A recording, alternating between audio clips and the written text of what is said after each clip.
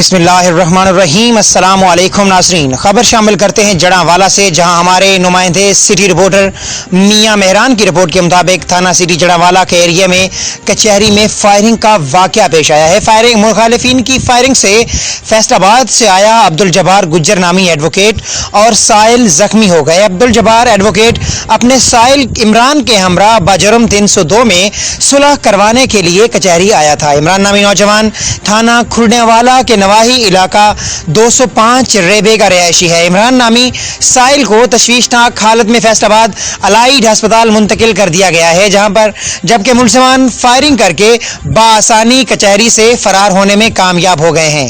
کچہری میں فائرنگ کے واقعہ نے کچہری کی سیکیورٹی پر کئی سوالات اٹھا دیے ہیں۔